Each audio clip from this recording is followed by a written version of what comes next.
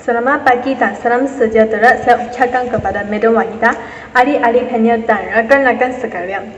Saya berasa amat bersyukur kerana berpeluang untuk berkongsi maklumat dengan kalian di sini tentang satu tajuk yang hangat, iaitu nilai murni masyarakat Malaysia. Sebelum saya mengupas tajuk ini dengan lebih mendalam, izinkan saya untuk memperkenalkan adik-adik penyiar kumpulan saya. Di sebelah kanan saya ialah saudara Xu Yongxin yang merupakan adik penyiar pertama. Selamat pagi, apa khabar? Selamat pagi, saudari pengerusi, apa khabar baik? Seterusnya, adik penyiar kedua yang berada di sebelah kanan saudara Xu ialah saudari Hema. Apa khabar? Terima kasih saudara pengerusi, saya khabar baik. Selamat datang semua. Pada pengetahuan anda, nilai murni bermaksud sifat baik dan beradab mulia sesama manusia. Penggamalan nilai murni dalam kalangan masyarakat Malaysia amat penting kerana Malaysia terdiri daripada berbagai kaum yang berbeza warna kulit, bangsa dan agama. Secara langsungnya, tradisi dan pandang larang bagi setiap kaum adalah berbeza dan perlulah diberi perhatian yang penuh oleh setiap orang supaya tidak melakukan sesuatu perkara yang akan menyentuh perasaan orang lain. Kalau kita sentiasa menerapkan nilai murni dalam sanubari diri sendiri, nescayalah dapat membentuk satu masyarakat yang harmoni dan sejahtera di Malaysia. Soalan saya pada panel pertama, apakah nilai-nilai murni yang sepatutnya diamalkan pada diri sendiri dalam kehidupan? Terima kasih kepada saudari pengerusi yang telah menyampaikan penerangan yang jelas tentang tajuk ini. Pada pendapat saya, nilai yang kita perlu amalkan pada diri sendiri ialah nilai baik hati. Nilai baik hati amalan penting bagi seseorang dalam melakukan sesuatu. Seseorang yang mengamalkan nilai baik hati dalam sepanjang hari akan mempunyai sikap balas kasihan dan sentiasa bersimpati terhadap kesusahan orang lain.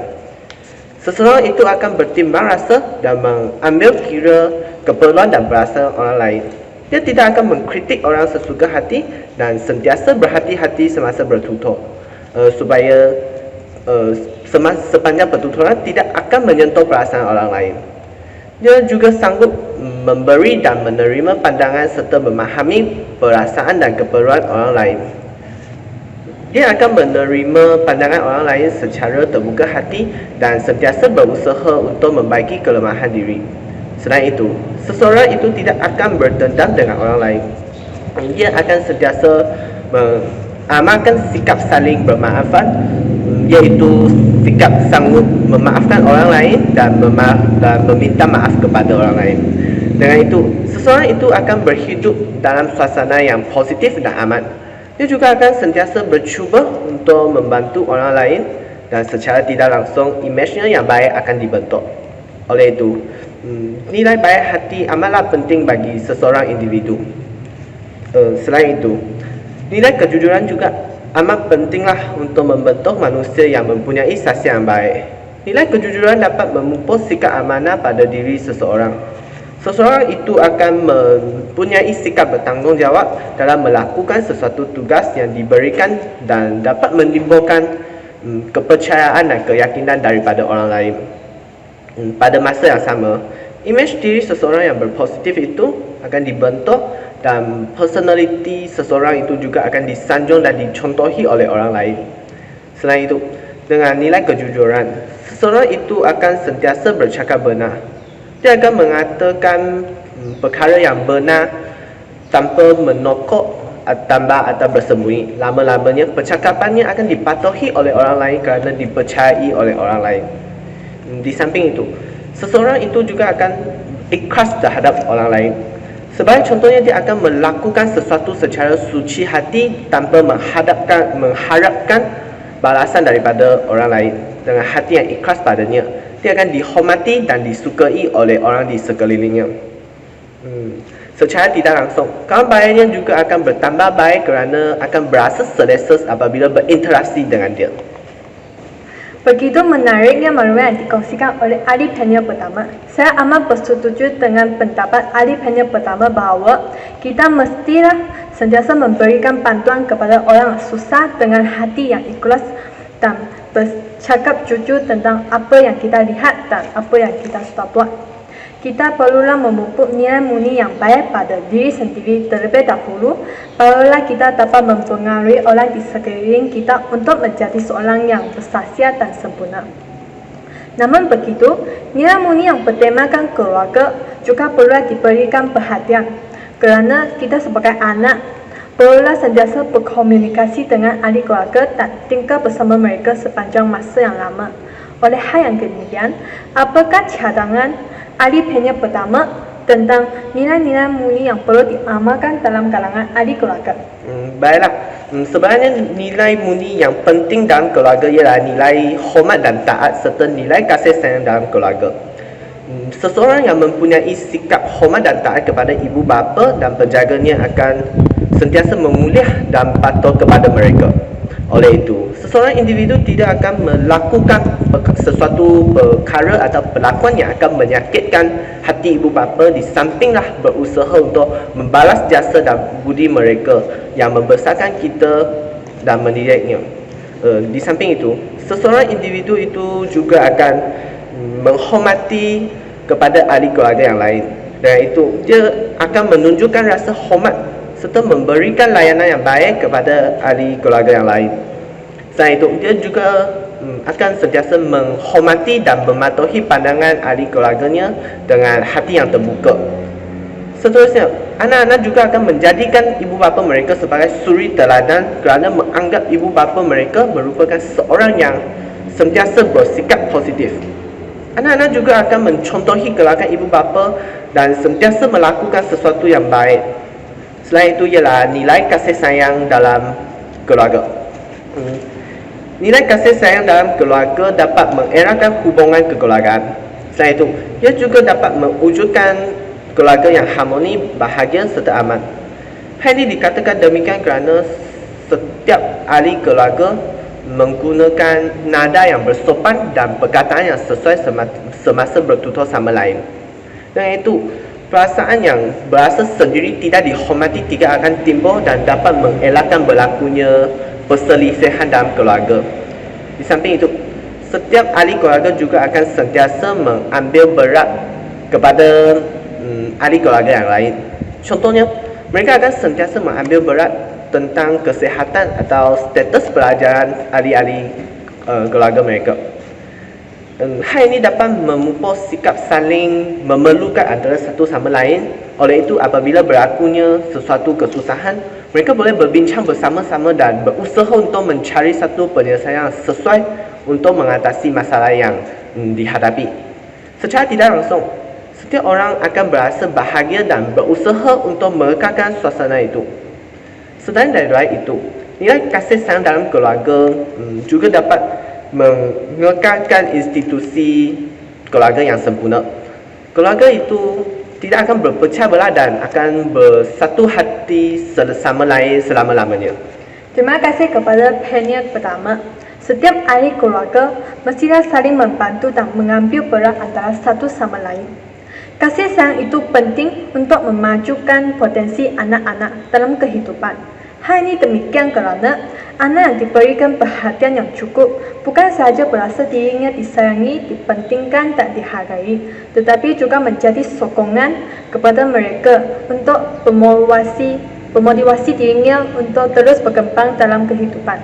Namun begitu, remaja pada zaman ini semakin manja dan suka melibatkan diri dalam perkara yang negatif seperti merokok, berjudi, berlumba haram dan vandalisme. Ibu bapa sewajarnya mementingkan tingkah laku anak-anak mereka dan tidak boleh menuding jari kepada mana-mana pihak untuk mengetepikan tanggungjawab mereka. Dengan ini, saya ingin meminta ahli panel kedua untuk meluhurkan apakah peranan ibu bapa dalam membentukkan nilai-nilai murni dalam kalangan anak-anak. Terima kasih kepada saudara pengerusi kerana menjemput saya untuk membicara tentang tajuk forum ini. Saya berani menegaskan diri di sini bahawa ibu bapa merupakan peranan dominan dalam membentuk nilai murni dalam diri anak-anak mereka. Ibu bapa perlu mendidik dan mengasuh anak-anak mereka sejak kecil. Ia kerana ibu bapa merupakan profesor pertama bagi anak-anak kerana rumah merupakan universiti pertama bagi anak-anak. Dalam konteks ini, ibu bapa perlu menjadi suri teladan kepada anak-anak yang dengan baik. Ibu bapa perlu mengamalkan amalan murni supaya dapat mempengaruhi anak untuk turut berbuat demikian. Tidak dapat dinafikan bahawa ibu bapa merupakan orang yang dipercayai oleh anak-anak. Segala tindakan amalan ibu bapa akan dicontohi anak-anak sejak kecil lagi. Pendek kata, ibu bapa lah idola kepada anak-anak pertama. Jadi, ibu bapa yang mengamalkan pelbagai tabiat buruk seperti berjudi, berbohong, mencuri dan mengutuk rakan kerja patut menghentikan tabiat buruk tersebut. Hal ini demikian kerana kemana tumpahnya kuah jika tiada kenasi. Anak-anak akan meniru perbuatan ibu bapa mereka. Sememangnya ibu bapa tidak berhak mendisiplinkan anak yang merokok dan mewarnakan rambut, sedangkan diri sendiri juga berbuat demikian. Anak-anak juga tidak akan mempercayai serta menghormati ibu bapa seperti yang dinyatakan di atas tadi. Justru ibu bapa harus menjadi contoh yang baik kepada anak-anak supaya mereka dapat membesarkan dan menjadi manusia yang berguna dan mengamalkan nilai murni yang ditunjukkan oleh ibu bapa. Selain itu, ibu bapa patut memberikan didikan agama kepada anak-anak. Dengan konteks ini, ibu bapa perlu membawa anak-anak ke tempat beribadat untuk bersembahyang atau menjalankan pelbagai aktiviti yang bermanfaat seperti gotong royong. Selain itu, mereka juga membawa anak-anak ke masjid untuk bersembahyang bersama-sama. Dengan itu, ibu bapa dengan itu anak-anak sedar akan kewajipan diri mengamalkan nilai murni termasuk menghormati agama. Mereka akan dapat membezakan perkara baik dan perkara buruk serta mempunyai disiplin diri untuk melakukan perkara yang betul. Walau bagaimanapun, anak-anak juga sentiasa berhadap dengan masalah dan cabaran globalisasi. Ini akan memudahkan mereka dengan mengawalkan diri dan tidak mudah terpengaruh dengan gejala negatif seperti merokok dan mencuri. Maafkan saya saudari pengerusi, saya ingin menambahkan sikit apa yang dinyatakan oleh panel kedua tadi. Silakan saudara. Terima kasih. Kita sedia maklum bahawa agama adalah ajaran yang amat efisien untuk membentuk manusia yang sempurna. Hal ini dikatakan demikian kerana setiap agama menyampaikan maklumat yang betul dan baik kepada penganutnya. Apabila anak-anak mendalami ajaran agama masing-masing, pastilah mereka dapat mendapatkan panduan hidup yang baik untuk menjadi insan yang bijaksana, beretika dan berakhlak mulia. Oleh itu, ibu bapa perlulah menasihati anak-anak mereka untuk berpegang ketat kepada ajaran agama. Terima kasih kepada ahli panel pertama dan ahli panel kedua. Sudah terang lagi bersyurut jelaslah bahawa ibu bapa memainkan peranan yang penting dalam membesarkan anak-anak mereka untuk menjadi seorang yang bermoral dan bersaksi. Anak-anak ibarat kain putih. Ibu bapa lah yang mencorakkannya dengan warna yang cantik. Ibu bapa mestilah memberikan kasih sayang yang sepenuhnya dan ajaran agama kepada anak-anak mereka sejak mereka masih kecil. Kerana apa kata pepatah, melentur bulu biar dari rebungnya. Sebenarnya, setiap pihak telah melaksanakan berbagai usaha untuk membentuk masyarakat yang bermoral. Namun, tukar cita diberitahu masih terdapat banyak kes jenara ataupun masalah sosial yang berlaku di negara kita. Persoalan saya kepada panel kedua, apakah cabaran dan halangan dalam membentuk nilai murni? Soalan yang amat menarik kepada saya untuk menerangkan satu persatu. Pada pendapat saya, konflik dalam keluarga turut memainkan peranan yang besar dalam mempengaruhi remaja untuk menjauhi keluarga serta mencari teman rapat atau pasangan di luar. Masalah dalam perkahwinan, kewangan, pekerjaan ibu bapa dan ahli keluarga lain adalah antara isu yang dikenal pasti menjadi konflik dalam keluarga. Kekurangan masa yang diperuntukkan oleh ibu bapa terhadap anak-anak juga menyebabkan mereka memilih untuk menjalinkan hubungan dengan orang luar. Kehidupan hari ini memerlukan ibu bapa bekerja lebih masa, menjalankan lebih daripada satu pekerjaan serta pekerjaan jarak jauh mengurangkan lagi masa berkualiti yang mampu diluangkan oleh ibu bapa bersama dengan anak-anak mereka. Jika ibu bapa yang cuba memahami anak remaja serta berusaha untuk menjadi rakan kepada anak mereka sendiri, akan mendapatkan anak-anak menjauhkan diri bergaul dengan orang yang tidak dikenali. Selain itu, rakan sebaya yang baik akan mengajar serta mempengaruhi remaja ke arah perkara yang berfaedah.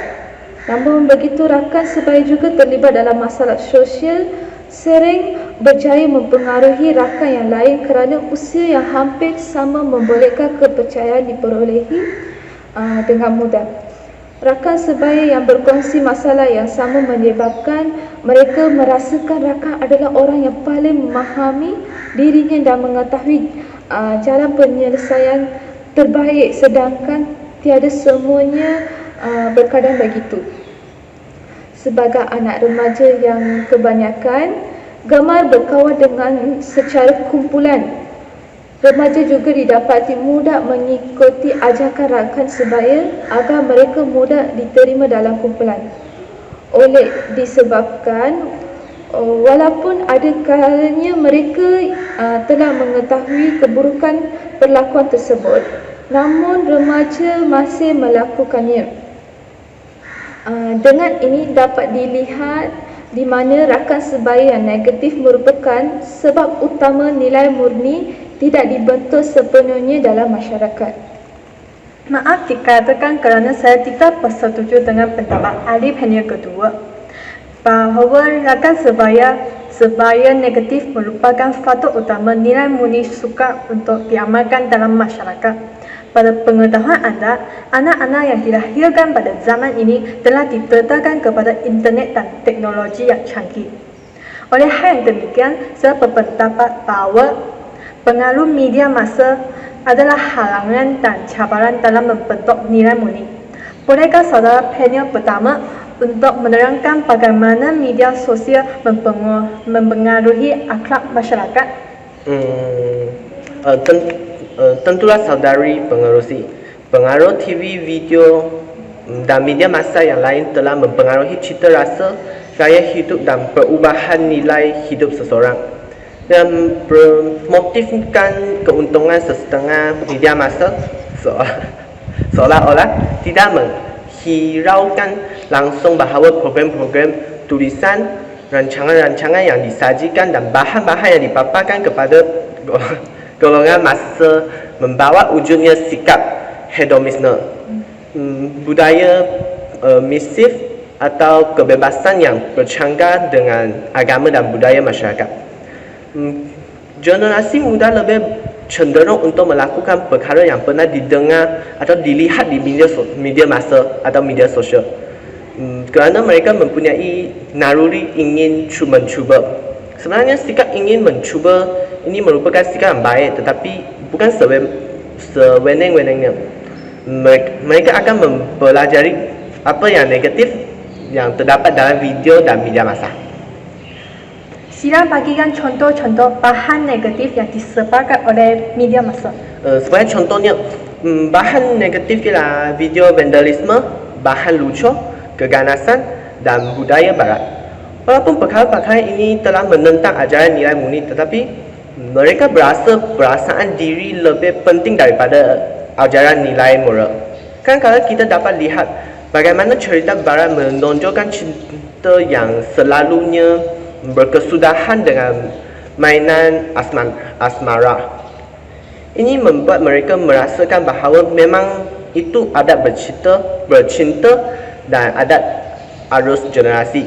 Oleh sebab pengaruh media massa yang negatif itu, generasi muda semakin memandang rendah kepentingan nilai murni dan memandang sepi terhadap nilai murni kerana berasalah itulah perkara yang ketinggalan generasi lama.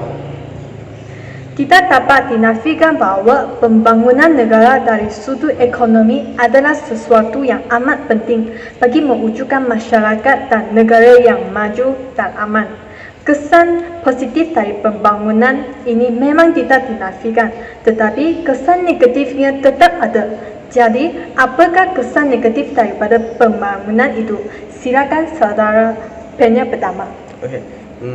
Antaranya ialah peningkatan gejala sosial di dalam masyarakat. Krisis moral ini berlaku apabila sesetengah pihak hanya melihatkan pembangunan itu dari perspektif kebenaran semata-mata atau bertujuan untuk memaksimalkan keuntungan. Mereka yang didorong dengan motif mencari keuntungan tidak langsung peka kepada soal pembentukan akhlak masyarakat. Terima kasih kepada ahli panel pertama. Adakah ahli panel kedua ingin bertambah lagi informasi yang lain? Ya, terima kasih kepada saudara pengerusi. Sebagaimana dikatakan oleh ahli panel pertama tadi, peniaga yang begitu dahaga keuntungan yang berlipat kali ganda telah mengandaikan prinsip moral dengan menjual VCD lucah dan membuka kelab-kelab hiburan yang menghidangkan arak secara berleluasan, wanita GRO dan tempat pengedaraan pil ekstasi. Akibatnya, ia menjadi pusat keruntuhan akhlak. Ia telah meruntuhkan usaha-usaha pihak lain untuk membentuk nilai murni pada generasi muda. Terima kasih saya ucapkan kepada kedua-dua ahli panel kita kerana telah menyuarakan pendapat masing-masing yang menarik. Konklusinya, nilai murni penting untuk dijadikan panduan kita dalam berinteraksi dengan satu sama lain dan menyelesaikan masalah dengan menggunakan cara yang betul dan efektif. Peranan membentuk nilai murni bukan sahaja tanggungjawab remaja sendiri, tetapi juga memerlukan pelbagai pihak untuk berganding bahu untuk menguasai cabaran dan halangan membentuk nilai murni dalam kalangan masyarakat dan juga menyebabkan kepentingan pengamalan nilai murni pada diri sendiri dalam kehidupan. Seseorang yang mempunyai akhlak dan nilai murni yang baik bermakna dirinya sudah bersedia untuk memperoleh kejayaan dan menghadapi cabaran dalam kehidupan.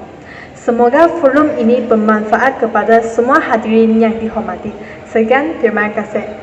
Sekian, terima kasih.